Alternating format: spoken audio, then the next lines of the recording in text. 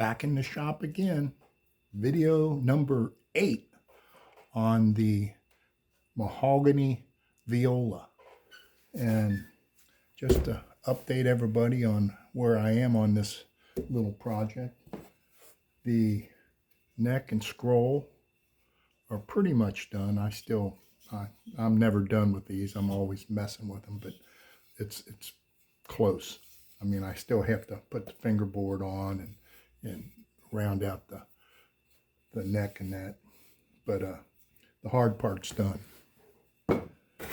And the corpus, the body, the linings and the ribs are all together and on the blocks. Blocks are trimmed, and it's actually won't be long, and I'll be fitting onto the back.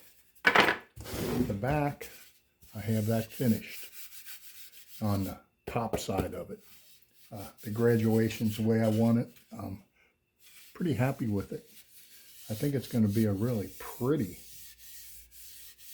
viola, and with that much room in the body, it should sound really good too.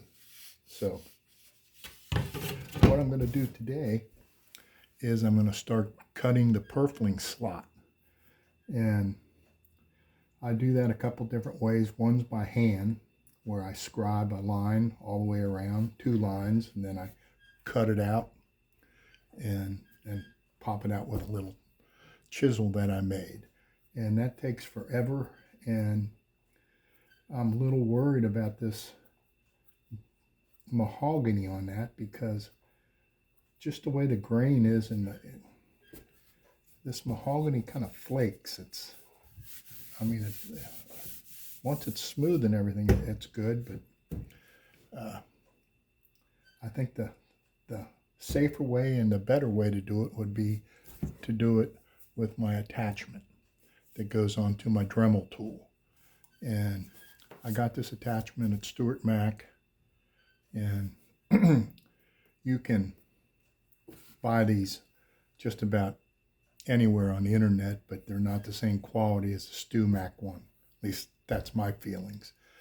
Getting the bits is the expensive part, and you can buy I think these are 2.5.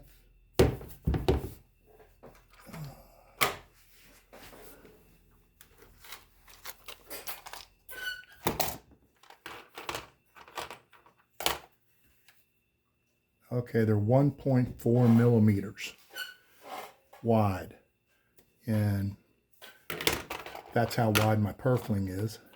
And you can buy them from International Violin. They're like $18 a piece, and they're pretty darn expensive, and they break real easy. So on the internet, I found a couple on, I think it was eBay, and they were fairly reasonable, $5, $6 for, you get like 6 of them. But you're going to sacrifice quality. They're not as sharp, but they're actually stronger than the Stuart Macs, and they seem to cut a good slot. So that's all that counts. But it's a trade-off.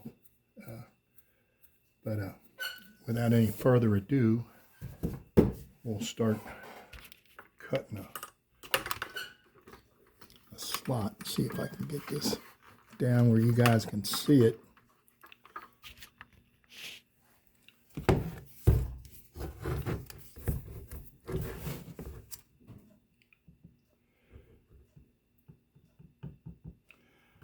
And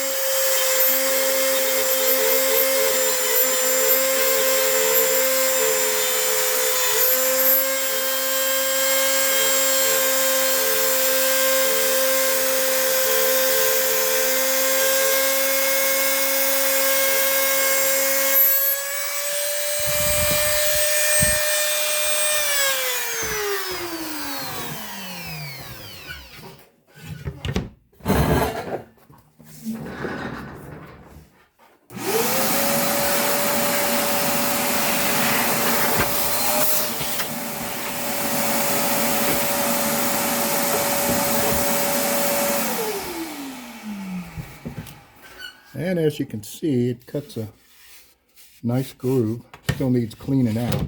I don't do the corners with the machine. I hand cut them because I want to try to make the bee sting, and that's a little harder to do with the router. But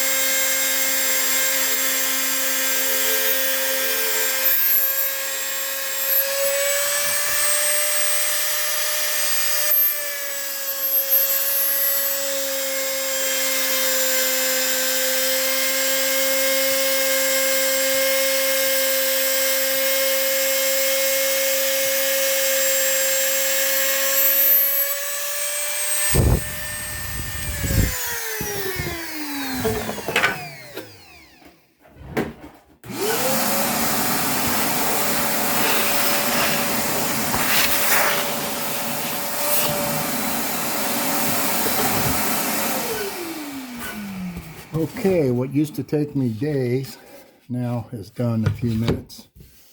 And then all I have to do is draw in my corners. And I'll do that, sharpen my pencil and do that. And then also at the top, the router won't go there, so I have to do that by hand.